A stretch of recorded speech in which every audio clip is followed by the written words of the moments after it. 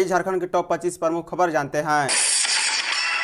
CM Hemant Soren ने धर्मपत्नी कल्पना सोरेन संग जेसोआ दीपावली मेला का किया उद्घाटन। झारखंड के मुख्यमंत्री हेमंत सोरेन ने झारखंड आईएएस वाइस एसोसिएशन जेसोआ की ओर से राजधानी रांची के मोरहाबादी मैदान में आयोजित 5 दिवसीय दीपावली मेला का शुक्रवार को उद्घाटन किया।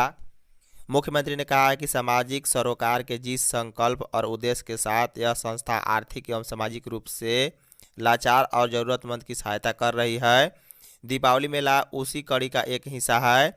जेसवा के सामाजिक सरोकार का दायरा और बढ़े, इसलिए शुभकामनाएं देता हूं। इस मौके पर वीर नारी सम्मान व सहायता राशि भी दी गई। मुख्यमंत्री ने कहा है कि ज़रूरतमंदों और लाचार लोगों की मदद अथवा सहायता करना हमारे देश की सभ्यता और संस्कृति में रचता बसता है।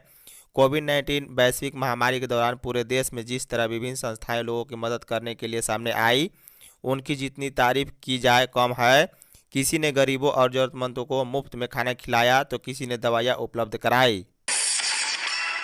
17 अक्टूबर को किसानों के खाते में पीएम किसान का मिलेगा पैसा। प्रधानमंत्री नरेंद्र मोदी दीपावली से पहले देश भर के किसानों को खुश करने जा रहे हैं। 17 अक्टूबर को किसानों के खाते में पीएम किसान सम्मान निधि के पैसा ट्रांसफर करने जा रहे हैं।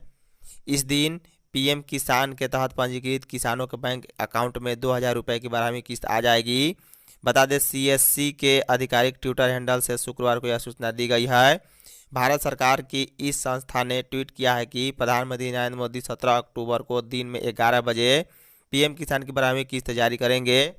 प्रधानमंत्री मोदी 17 अक्टूबर को देश की राजधानी नई दिल्ली के मेला ग्राउंड से पीएम किसान सम्मेलन को संबोधित भी करेंगे। इसी दिन झारखंड समेत देश भर के किसानों के बैंक खाते में डायरेक्ट बेनिफिट ट्रांसफर के जरिए पीएम किसान की 12वीं किस्त के 2000 रुपये ट्रांसफर करेंगे। झारखंड के कृषि मंत्री ने ऊर्जा मंत्रियों के सम्मेलन में बिजली समस्या उठाया। झारखंड के कृषि पशुपालन एवं सहकारिता मंत्री बादल पत्रलेख ने उदयपुर में विद्युत और नवीन एवं नवीकरणीय ऊर्जा मंत्रियों के सम्मेलन में कहा है कि डीवीसी द्वारा समय समय पर ऊर्जा के बकाया को लेकर राज्य में बिजली की कटौती की जाती है, जबकि राज्य सरकार का पैसा कोयले के रॉयल्टी के रूप में लगभग 1,36,042 करोड़ रुपए के पास बकाया है। उन्होंने केंद्रीय मंत्री से अनुरोध किया है कि ऊर्जा के बकाये को कोयले के रॉयल्टी से काट कर बाकी रकम राज्य को दे दी जाए। केंद्रीय मंत्री ने कहा है कि राज्य सरकार उन्हें लिखित रूप में इन सारी बातों को दे, जिनके बाद वह केंद्रीय कोयला मंत्री से बात कर उनके समाधान का रास्ता निकालेंगे। बता दें, झारखंड के कृषि मंत्री बादल पत्रलेख ने सम्मेलन में पीएम कुसुम योजना में हो रही किसानों की परेशानी का भी मुद्दा उठाया है। झारखंड के 7 अमृत शहरों में होगा पेयजल सर्वेक्षण। भारत सरकार के आवासन एवं शहरी कार्य मंत्रालय ने स्वच्छ सर्वेक्षण के बाद अब पेयजल सर्वेक्षण की दिशा में बड़ा कदम उठाते हुए सभी राज्यों के सहयोग से देश के 485 अमृत शहरों में पेयजल सर्वेक्षण कराने का निर्णय लिया है, जो इस वर्ष के नवंबर माह से प्रारंभ हो जाएगा। इसको लेकर केंद्रीय आवासन एवं शहरी कार्य मंत्रालय के विशेषज्ञों की टीम ने राज्यों और अमृत शहरों के पदाधिकारियों के साथ कार्यशाला और प्रशिक्षण कार्यक्रम शुरू कर दिया। इसी क्रम में शुक्रवार को राज्य सचिवालय के सभागार में बिहार के 27 अमृत नगर निकाय और झारखंड के 7 अमृत नगर निकायों के पदाधिकारियों को पेयजल सर्वेक्षण से जुड़ी अहम जानकारी दी गई। दीपावली और छठ को लेकर सिमडेगा में शांति समिति की बैठक। दीपावली और महापर्व छठ को लेकर सिमडेगा थाना परिसर में शांति समिति की बैठक हुई। बैठक में उपस्थित बीडीओ अजय कुमार रजक ने कहा है कि सिमडेगा शहर काफ़ी छोटा है, यहाँ के लोग हमेशा से सौहार्दपूर्ण माहौल में रहे हैं, इसलिए इस माहौल को बिगाड़ने न दे। शांति समिति की बैठक में सभी समुदाय के लोग उपस्थित थे। बैठक में विशेषकर महापर्व छठ के अवसर पर शंख नदी जाने के रास्ते की मरम्मत के अलावा वाहनों के ठहराव को लेकर विशेष रूप से चर्चा की गई। साथ ही महापर्व छठ के दौरान एक ही स्थल पर पूजन सामग्री लोगों को व्यवस्था कराने की मांग की गई। इस पर बीडीओ अजय कुमार रजक ने सभी लोगों से मिलजुल कर पर्व त्यौहार मनाने की अपील की।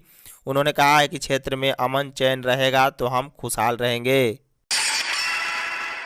आपकी योजना आपकी सरकार में सीएम ने चाईबासा में 670 करोड़ की सौगात दी। झारखंड के मुख्यमंत्री हेमंत सोरेन ने चाईबासा के गोइल केरा में आयोजित आपकी योजना आपकी सरकार आपके द्वार कार्यक्रम में कहा है कि आपकी योजना आपकी सरकार आपके द्वार कार्यक्रम का आयोजन पूरे राज्य में किया जा रहा है। कार्यक्रम का कैसे संचालन किया जा रहा है उसे देखने और जानकारी लेने आपके बीच समय समय पर आ रहा हूं, ताकि जान सकूं कि योजना का लाभ आपको मिल रहा है या नहीं। इस क्रम में उन्होंने 6455 योजनाओं का शिलान्यास एवं 51 योजनाओं का उद्घाटन किया। बता दें कुल 670 करोड़ रुपए की योजनाओं का शिलान्यास एवं उद्घाटन किया गया। सीएम हेमंत सोरेन ने कहा है कि पिछले वर्ष भी हमने सरकार आपके द्वार कार्यक्रम शुरू किया था, उसी तरह इस वर्ष भी 2 चरणों में कार्यक्रम का आयोजन किया जा रहा है। सरकारी स्कूल के बच्चे अब भी आ रहे हैं पुरानी ड्रेस में स्कूल। झारखंड सरकार की ओर से शैक्षणिक सत्र 2022-23 में सरकारी स्कूलों में बच्चों की ड्रेस में बदलाव किया गया। इस संबंध में 18 जुलाई 2022 को राज्य परियोजना निदेशक किरण कुमारी पासी ने सभी जिलों के जिला शिक्षा पदाधिकारी एवं जिला शिक्षा अधीक्षक को पत्र भेजकर अलग अलग कक्षाओं के लिए नए सिरे से निर्धारित ड्रेस के मापदंड की जानकारी दी थी।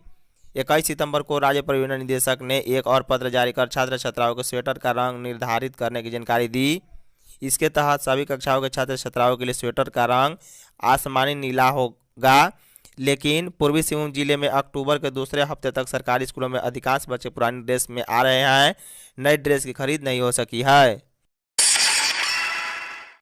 अंकिता मामले में शाहरुख पर झारखंड हाई कोर्ट सख्त। झारखंड हाई कोर्ट के chief justice doctor Ravi Ranjan और जस्टिस एसएन प्रसाद की खंडपीठ में दुमका के अंकिता हत्याकांड मामले में स्वतः संज्ञान से दर्ज जनहित याचिका पर सुनवाई हुई। सुनवाई के बाद केंद्र और राज्य सरकार से जवाब मांगा है। अदालत ने राज्य सरकार से पूछा है कि किन परिस्थिति में अंकिता को दुमका से रांची लाया गया, इस घटना में अंकिता कितने प्रतिशत जल गई थी। वहीं अदालत ने केंद्र सरकार से भी पूछा है कि देवघर एम्स में बर्न वार्ड है या नहीं। इसके अलावा एम्स में आम मरीजों के लिए अन्य कौन कौन सी सुविधाएं उपलब्ध है। अदालत ने इन बिंदुओं पर केंद्र व राज्य सरकार को शपथ पत्र के माध्यम से जवाब दाखिल करने का निर्देश दिया है। मामले की अगली सुनवाई 4 नवंबर को होगी। बता दें कि इस मामले में झारखंड हाई कोर्ट ने स्वतः संज्ञान लेते हुए डीजीपी को भी तलब किया था। सरजू राय की भाजपा में वापसी की अटकलें तेज। पिछले विधानसभा चुनाव में तत्कालीन मुख्यमंत्री रघुवर दास को हराने वाले पूर्व मंत्री सरजू राय की भाजपा में वापसी की चर्चा तेज है। राष्ट्रीय स्वयंसेवक संघ के कार्यकर्ताओं में उनकी लगातार उपस्थिति और 2 दिन पूर्व विंध्याचल में संघ प्रमुख मोहन भगत से मुलाकात के बाद ऐसी अटकलें लगाई जा रही है। उल्लेखनीय है कि पिछले विधानसभा चुनाव में टिकट नहीं मिलने के कारण सरजू राय ने भाजपा से नाता तोड़ दिया था। उन्होंने निर्दलीय चुनाव लड़कर पूर्व मुख्यमंत्री रघुवर दास को जमशेदपुर पूर्वी विधानसभा सीट से चुनाव हराया था। सरजू राय ने हाल ही में जमशेदपुर राष्ट्रीय स्वयंसेवक संघ के विजयादशमी उत्सव कार्यक्रम में भी उपस्थिति दर्ज कराई थी। पंकज मिश्रा का 29 तक बढ़ी हिरासत। मनी लॉन्ड्रिंग के आरोपित हाई कोर्ट के अधिवक्ता राजीव कुमार, मुख्यमंत्री के विधायक प्रतिनिधि पंकज मिश्रा, नौकरशाहों के करीबी प्रेम प्रकाश और सहयोगी बच्चू यादव को ईडी कोर्ट में पेश किया गया। अदालत ने सभी की न्यायिक हिरासत की अवधि 29 अक्टूबर तक बढ़ा दी है। सभी को जेल से वीडियो कॉन्फ्रेंसिंग के जरिए ईडी कोर्ट में पेश किया गया। हेमंत सरकार ने केंद्र पर लगाए गंभीर आरोप। उदयपुर में ऊर्जा क्षेत्र की समस्या और सुझाव को लेकर शुक्रवार से आरंभ हुए सम्मेलन में झारखंड की ओर से मजबूती से पक्ष रखा गया। मंत्री बादल ने राज्य का प्रतिनिधित्व करते हुए सवाल किया है कि केंद्र सरकार द्वारा डीवीसी के बकाया मद में सीधे खाते से राशि कट जाती है, लेकिन झारखंड की रॉयल्टी का बकाया नहीं दिया जाता। 1,36,042 करोड़ रुपए केंद्र के पास बकाया है। उन्होंने केंद्र से अनुरोध किया है कि ऊर्जा के बकाये को कोयले की रॉयल्टी से काट कर बाकी रकम राज्य को दे दी जाए।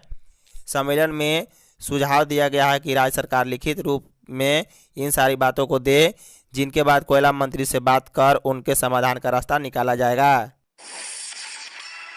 नदियों में बालू उठाव पर संकट बरकरार। एनजीटी द्वारा घाटों से सीधे बालू उठाव पर रोक की सीमा भले ही 15 अक्टूबर को समाप्त हो रही हो, लेकिन इसके बाद भी पलामू जिले में बालू संकट के जारी रहने की पूरी संभावना है, क्योंकि अब तक झारखंड खनिज निगम की तरफ से बालू घाटों की बंदोबस्ती नहीं की गई है। दूसरी तरफ बालू तस्करों को मालामाल होने की छूट मिल जाएगी। वे खनन विभाग और पुलिस प्रशासन की मिलीभगत से बालू की तस्करी करेंगे। बता दें, पलामू जिले में एक भी बालू घाट की बंदोबस्ती नहीं की गई है। वहीं यहां के दर्जन भर लाइसेंसधारियों के पास बालू का स्टॉक समाप्त होने को है। इस स्थिति में सरकार के अगले दिशा निर्देश तक सरकारी, सामुदायिक या निजी कार्य के लिए बालू का संकट जारी रहना स्वाभाविक बताया जा रहा। राज्य सरकार ने झारखंड राज्य खनिज विकास निगम को बालू घाटों की बंदोबस्ती की जिम्मेदारी सौंपी है, लेकिन अब तक बंदोबस्ती की प्रक्रिया भी नहीं शुरू हुई है। रांची मास्टर प्लान के लिए सुझाव आपत्ति पत्र 16 जनवरी तक लिया जाएगा। रांची नगर निगम की ओर से रांची मास्टर प्लान के लिए सुझाव और आपत्ति देने की समय सीमा बढ़ा दी गई है। अब शहरवासी 16 जनवरी तक इससे संबंधित आपत्ति एवं सुझाव निगम के मेल आईडी पर भेज सकते हैं या फिर निगम के अपर नगर आयुक्त कार्यालय में लिखित तौर पर दे सकते हैं। निर्धारित तिथि के बाद इस संबंध में किसी भी आवेदन पर विचार नहीं होगा। बता दें, अपर नगर आयुक्त कुंवर सिंह पाहन ने बताया है कि रांची के मास्टर प्लान 2037 के तहत जोनल डेवलपमेंट प्लान तैयार कराए जाने के क्रम में आपत्ति और सुझाव आमंत्रित किए गए थे। स्कूल में परीक्षा के दौरान कपड़े खुलवाकर की जांच, छात्रा ने किया आत्मदाह। झारखंड के जमशेदपुर में Sharda Mani girls high school में फर्स्ट टर्म एग्जाम के दौरान 9वीं कक्षा की छात्रा ऋतु मुखी को स्कूल ड्रेस खुलवाकर जांच की गई। परीक्षा के बाद छात्रा ने घर जाकर स्कूल ड्रेस में ही खुद को आग के हवाले कर लिया। छात्रा 90% तक जल चुकी है। उसे एमजीएम अस्पताल ले जाया गया, जहां से उसकी गंभीर हालत को देखते हुए उसे टीएमएच भेज दिया गया। इस दौरान गांव के लोगों ने एमजीएम में जमकर हंगामा किया और प्रबंधन के खिलाफ कार्रवाई की मांग की है। मालगाड़ी में आग लगने से कई ट्रेनें फंसी। झारखंड के गिरिडीह जिले के सरिया प्रखंड स्थित हजारीबाग रोड रेलवे स्टेशन पर लोहे की सिल्ली लेकर दुर्गापुर से गाजियाबाद जा रही मालगाड़ी ट्रेन के पहिए में बीते रात अचानक आग लग गई। इस दौरान एक्सेल भी टूट गया, जिससे मौके पर बड़े हादसे के संकेत नजर आने लगे।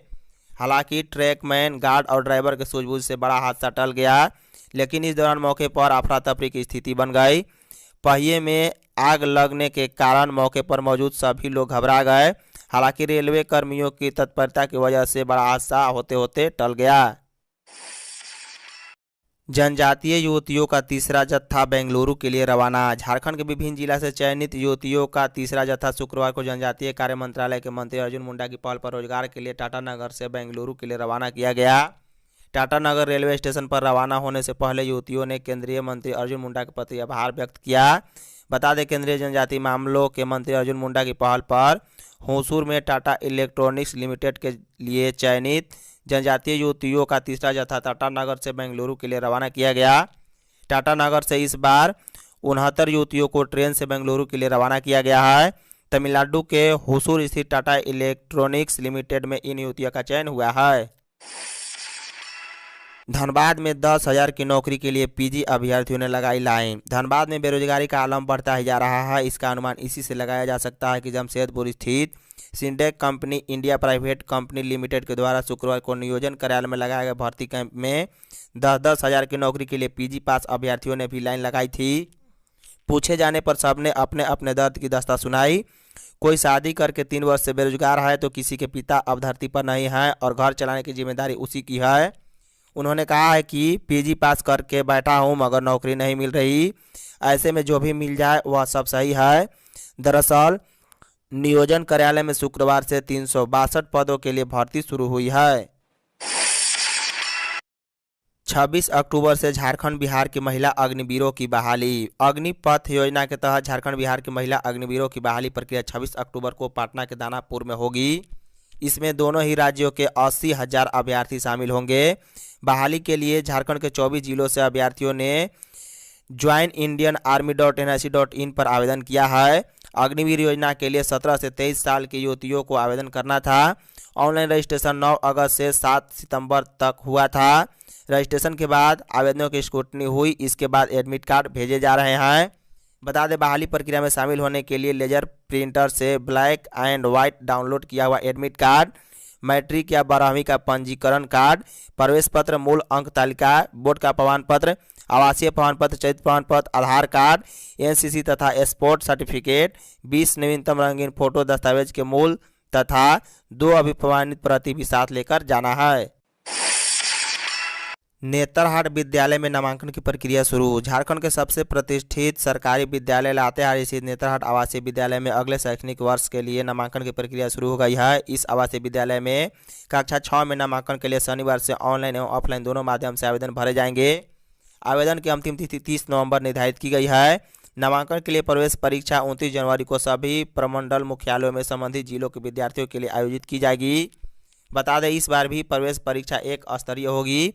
यह परीक्षा एक पाली में 2.5 घंटे की होगी, जिसमें 100 अंकों के प्रश्न पूछे जाएंगे।